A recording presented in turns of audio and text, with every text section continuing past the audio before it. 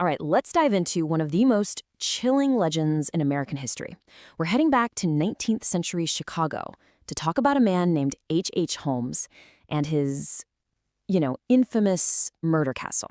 I mean, just listen to that. A house with secret passages, trapdoors, acid vats. It sounds like something straight out of a horror movie, right? This is the picture that's been burned into our minds for over 100 years. A hotel built for the massive 1893 Chicago World's Fair that was supposedly designed for one thing, and one thing only: horror. It feels way more like a Gothic novel than actual history. But that's the million-dollar question, isn't it? The legend of H. Holmes is absolutely terrifying, but it's also been tangled up in, well, over a century of hype and sensationalism.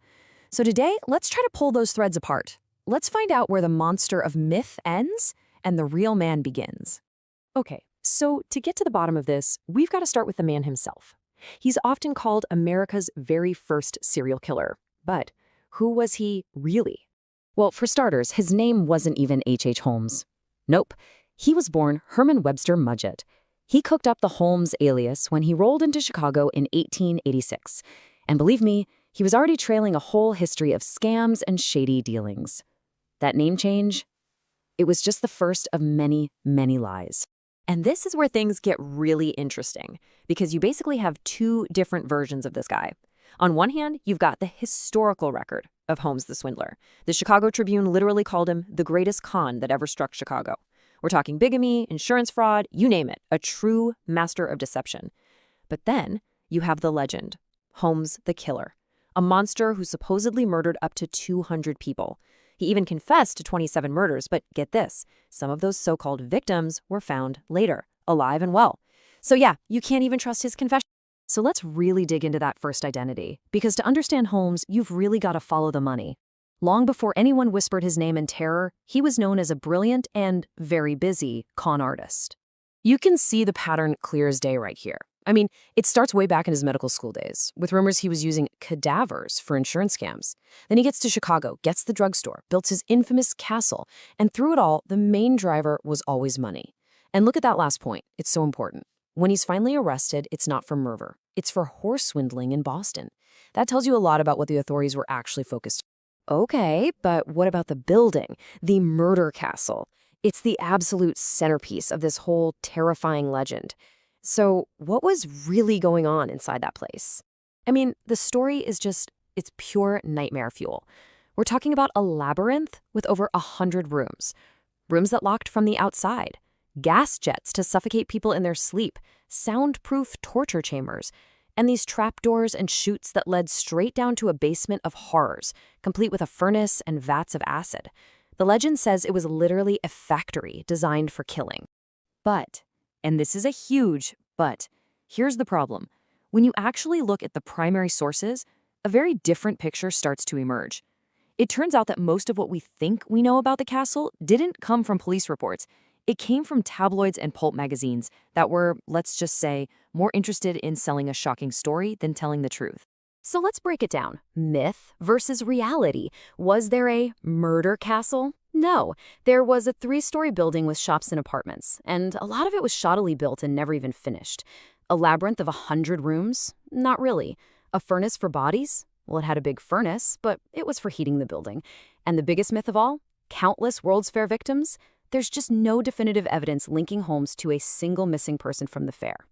Now, don't get me wrong, the man was absolutely a monster, but the castle itself, the stories were hugely exaggerated. Okay, so if the whole castle story is mostly a myth, that doesn't let Holmes off the hook. Not even close. His evil was very, very real, and the way it was uncovered had nothing to do with a haunted hotel. It was all about incredible detective work focused on one absolutely tragic crime. This is where the story gets truly dark. The whole thing started as just another insurance scam. Holmes and his business partner, a man named Benjamin Pitzel, had a plan to fake Pitzel's death to collect the insurance money. But Holmes, being Holmes, decided to double-cross him and killed him for real. And then, in an act of unimaginable cruelty, he took custody of 3 of Pitzel's young children. And this is the real detective story here. It's not about ghosts in a castle. It's about a Philadelphia detective named Frank Geyer. This guy was assigned to find those 3 missing kids, and he just methodically, brilliantly retraced Holmes's steps all across the US and into Canada. He even used the newspapers to get leads. His journey ended in the most heartbreaking way possible.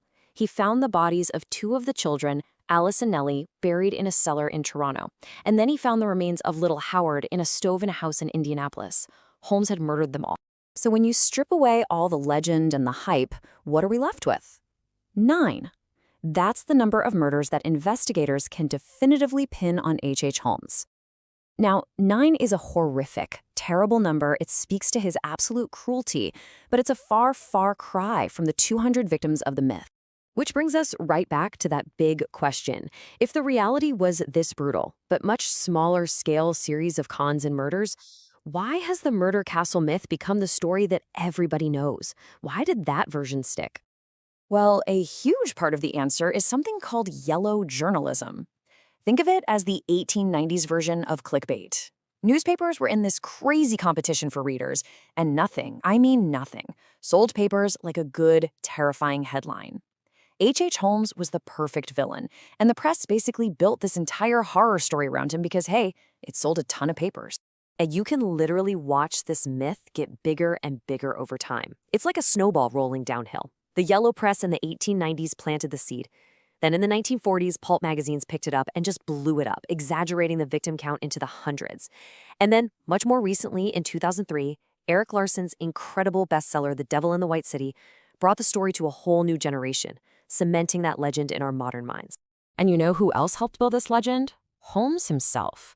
Just listen to this quote. As he was facing execution, he put out this wild, dramatic confession, basically painting himself as this diabolical creature who was born evil. He knew exactly what the media wanted. They wanted a boogeyman, and he was more than happy to give them one. He essentially co-authored his own dark legacy. In the end, the story of H.H. Holmes is just this incredible example of how a myth can completely overpower the real history. The truth is, Herman Mudgett was a ruthless con artist and a cold-blooded killer. But the legend turned him into something else entirely, a real-life boogeyman in a custom-built house of horrors. And it leaves you with a really fascinating question to chew on. When a story is this good and this terrifying, does the plain old truth even stand a chance? So what actually happens to a house after a murder? I mean, does a place hold on to the memory of something terrible that happened inside its walls? It's a really chilling question, and it pulls together all these different ideas, psychology, folklore, and believe it or not, even physics. Okay, let's just dive right into this. We're going to start with a pretty unexpected quote from physicist Aaron Freeman. He's talking about how energy is never really lost, right? It just changes form. It's a beautiful, comforting idea when you're thinking about a loved one, but it gets a whole lot darker when you apply that same idea to a very different kind of ending. So if energy can't be destroyed, what happens to all that violent, tragic energy that gets left behind at a home after a murder? Does it just, fade away, or does it actually transform the space itself, turning a building of wood and nails into something else entirely? To figure that out, let's look at what happens when a house becomes truly deeply infamous. It turns out they usually go down one of 2 very different paths. And you can see this perfectly in the stories of 2 of America's most notorious homes. This is where it gets really interesting. Look at the contrast here. On one side, you've got the house where the Tate murders happened. Its last resident was actually Trent Reznor from 9 Inch Nails, who eventually said he felt weird about profiting from the tragedy. So in 1994, the house was just demolished, wiped off the map. But then you have the Amityville house, where the DeFeo murders took place. The Lutz family bought it, claimed it was haunted, and bam, it becomes this huge horror legend. It's still standing, still occupied today. So one was erased to be forgotten, the other was turned into a myth to be remembered forever. But there's one man whose story manages to combine both of those fates, total destruction and becoming a massive myth, on a scale that's just epic. He's often called America's first serial killer, and his home became the ultimate legend. His birth name was Herman Webster Mudgett, but we all know him as H.H. Holmes. And right in the middle of the 1893 Chicago World's Fair, he built something that would go down in history as the Murder Castle. So what exactly was this murder castle? I mean, the legend that grew up around this place is one of the most terrifying stories in true crime, period. It was like this perfect storm of horror, all happening right next to the bright, shiny optimism of the World's Fair. And this is the legend in all its horrifying glory. The story goes that Holmes built a hotel specifically designed to murder people. I mean, a literal labyrinth of death with soundproofed rooms, gas lines piped straight in, trapdoors, secret chutes down to the basement, and a basement that was basically a body disposal factory. We're talking acid vats, surgical tables, and a kiln big enough to cremate a person. It's like the architectural blueprint for pure evil. It's an absolutely terrifying story. But here's the thing. Is it true? When you actually start digging into the historical records, a very different picture starts to take shape. I mean, the guy was a monster, for sure. But the castle? It was a monument to a whole different kind of sin. And here's the crucial point. Holmes wasn't really an architect of murder, he was an architect of fraud.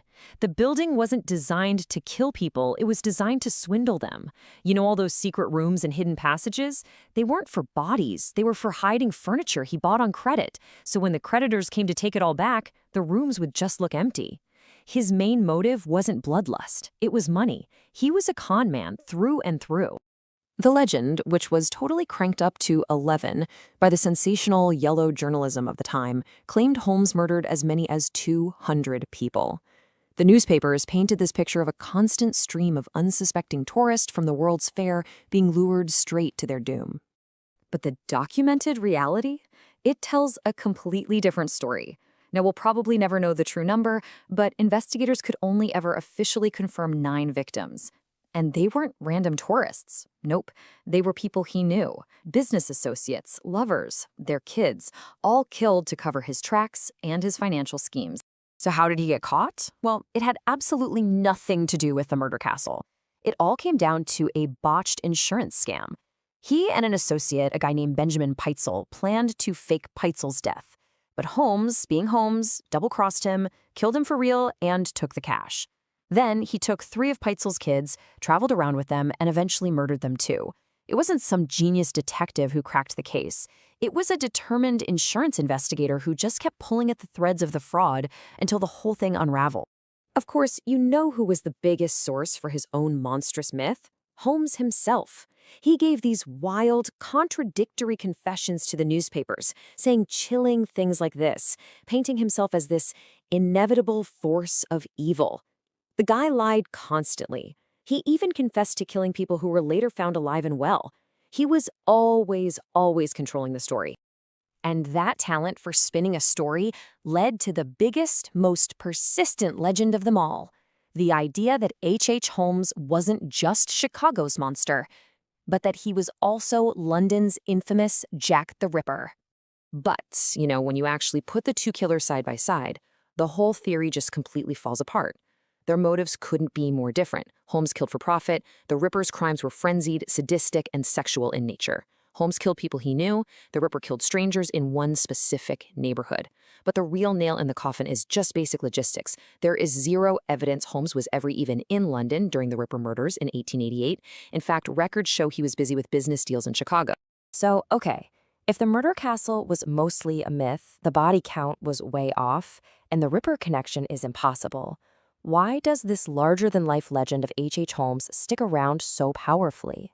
Well, it really was a perfect storm. First, you had Holmes himself, the master storyteller, spinning his own dark fairy tale. Then you had the rise of yellow journalism, where newspapers cared way more about shocking headlines than about facts. And maybe the biggest piece of the puzzle was the story itself.